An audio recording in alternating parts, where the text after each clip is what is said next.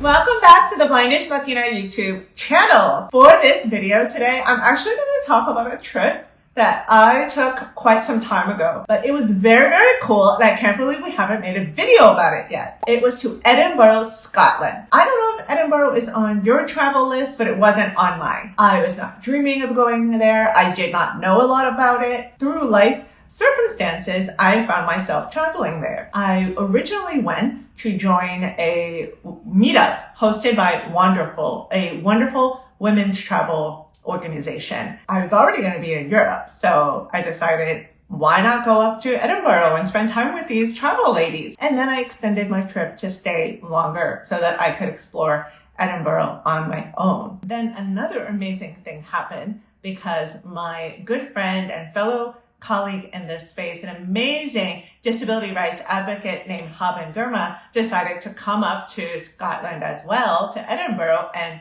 meet me there. So that was really, really fun, really cool. I'm going to tell you all about what I thought about Edinburgh, what I did there, and how it was accessible for a deafblind traveler. The first thing that I always look at when I go to a new city is how accessible are the sidewalks and the public transportation. That's the foundation, because I need to be able to walk around by myself and get around by myself. Edinburgh totally does a great job in these areas. The sidewalks were pretty well maintained. They were flat. There were lots of curb cuts. It was very easy to walk around. The public transit was also easy and convenient to use. While I was there, I rode trams and buses. There was a tram on a major street right near our apartment. So we often found ourselves, my partner and I, buying a ticket, hopping on the tram. We are riding the tram and it's almost 11 a.m. I'm about to do a gin tasting experience. Great timing. It was easy to know where we were going because the tram had a digital display with the stops, and they were pretty big, so I think I got a seat almost every time. I really, really enjoyed riding the trams and found it so easy and relaxing. It was never very, very crowded. I feel like it came super often. I also rode the bus, and the bus was fine as well. I think just tram is just a little bit cooler. In terms of crossing the street, there were lights for crossing on many crosswalks, but not every corner had a crosswalk, and that's kind of how it is in most cities. You don't get it all the time, but being able to push a button and see when it's time to cross, and I'm pretty sure there was also a cone beneath the box, just like they had in London, where it would spin when it's your time to cross. And so that's a tactile way. If you place your hand on it and you touch the metal cone, it's like below the box, then you know, okay, I can cross now. That's really important for deaf-blind people, because if you have auditory indicators, but you are deaf, you're not going to be able to hear that. And if you're blind and you see the light turn from red to green, that's not going to work for a blind person. So I love that there's a tactile way to know when it's safe to cross. In terms of the activities and things that I did in Edinburgh, one thing that they're really known for is gin. I bought a gin tasting experience to do with my partner. They definitely taught us about the whole process of making gin, and then we got to taste different ones. And it was very interesting. I didn't know that gin was a cheap alcohol to make, and really where it came from. There's just so much to learn in that world. So that was just a super fun activity. So we have 3 gins in front of you here. It's going to be really smooth to have because your mouth's used to that higher alcohol concentration. And then the added sugar in there is going to make it even smoother. I like the middle one, yeah, the cannonball. Cannonball? Lovely. At the back. The rhubarb and ginger. Rhubarb ginger. Classic. Classic. Rhubarb. I really enjoyed walking around and checking out the restaurant and dining scene because there was very, very good food in Edinburgh. And I'm really picky about my food, but we love eating in Edinburgh. We went to a bunch of great places, but one memorable, really amazing place was a Michelin-starred restaurant called the Kitchin. I think that it's just fun to have a fancy dining, fine dining experience for maybe one meal when you travel to a new place. So I did research what Michelin star restaurants were available, and I found the Kitchen, which has a philosophy of farm to table. It also had a lunch tasting menu. So that's a little tip for you if you're budget conscious. Go for a lunch tasting menu or just lunch in general, because the prices are going to be less than at dinner time. I love to see the texture on the bread, and I know I'm going to be looking for that when I'm tasting it. We have the crusting here, you have the flour, and I know there's going to be a difference between that crusty exterior and the soft, hopefully, interior. That's just so exciting. And over here, I love how there's some black pepper on top of the butter. The service was top notch. So, and we also learned about Scottish ingredients and what was happening or being grown and harvested at that time in that area. So that was a really cool aspect of dining at the Kitchen. Overall, the architecture of Edinburgh was beautiful and very historical. There is an old town with so much architecture to see. In Edinburgh's old town, there are lots of narrow alleyways.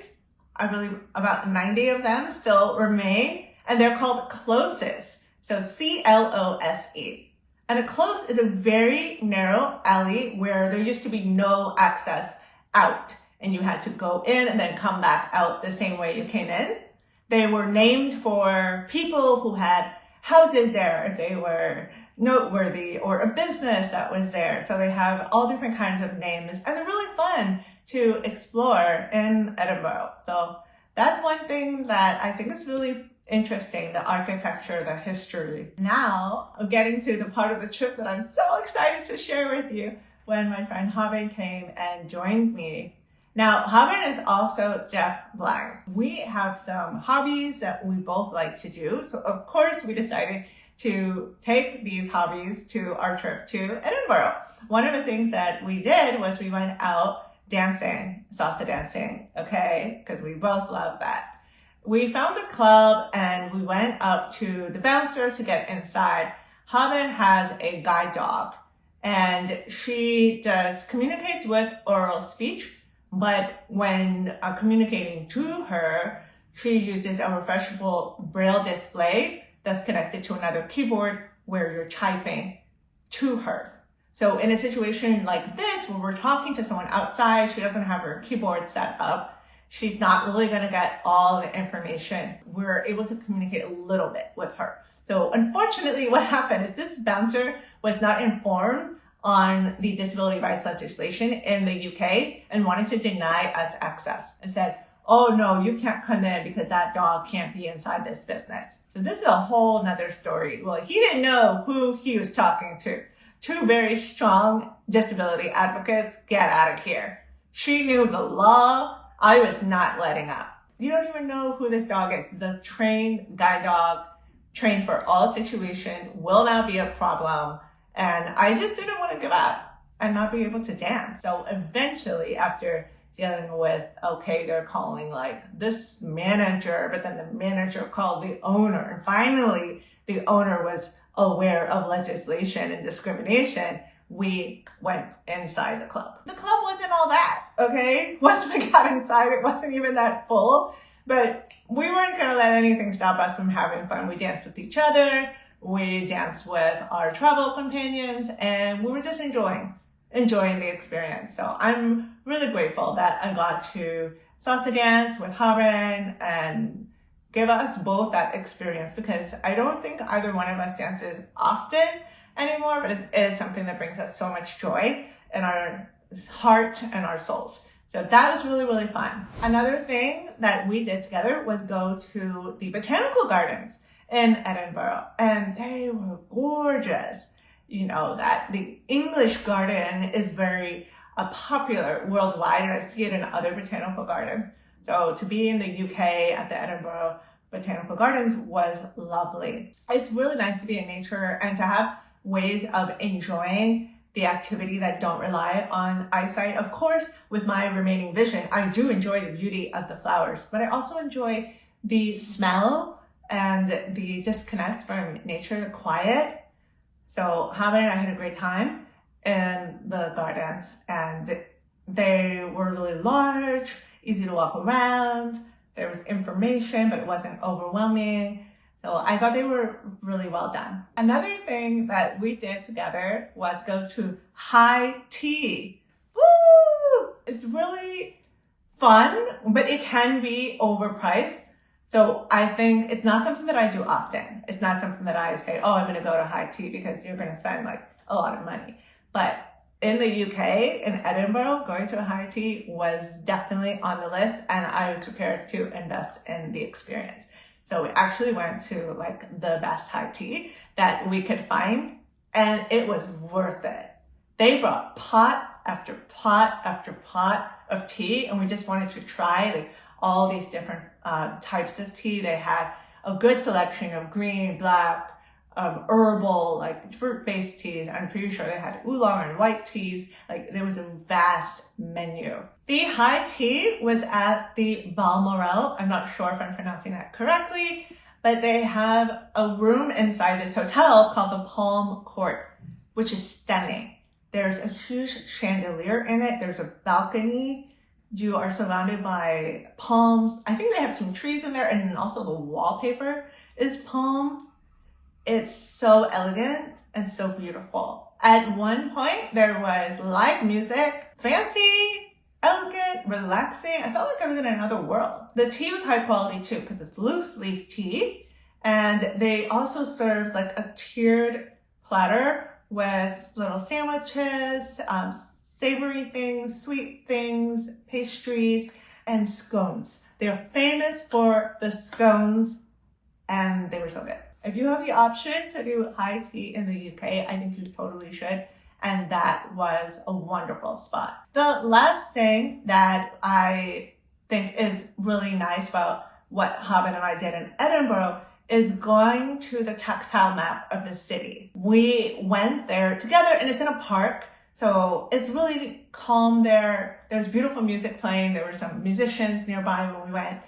And it's really big. You can even sit down and engage with the map right there, touching it, because it's quite large. So I thought that was beautiful. It really gives you an idea of the geography of the city, because you have a big hill in the city and the castle's on top. And that's why the castle was chosen to be there. It's geographically desirable to have that viewpoint overlooking everything. That tactile map is something that I now seek out whenever I travel. I think it's interesting not only for deafblind people to get a sense of the city they're in, but everyone seems to enjoy it. I always see a big group of people engaging with tactile maps. I think they should be everywhere that people are traveling, and Edinburgh one was lovely to experience and witness. And what you get from them is really just a sense of the layout and the geography. That's what I think is really nice for deafblind people, to have that kind of engagement or like information, because that's not something that you're going to get from a 2D or even a digital map. If you were wondering if Edinburgh was a cool place to go, wonder no more. Plan your trip, enjoy it, and try some of these activities maybe that I've talked about in this video. I think it's a wonderful place for disabled travelers to experience. Look forward, hopefully, subscribe, like, let's go. Keep watching BlindishLatina YouTube channel for more accessible travel adventures. If you want to see more videos on inclusive and accessible travel, subscribe to BlindishLatina and let me know all your questions in the comments, and I will see you next time.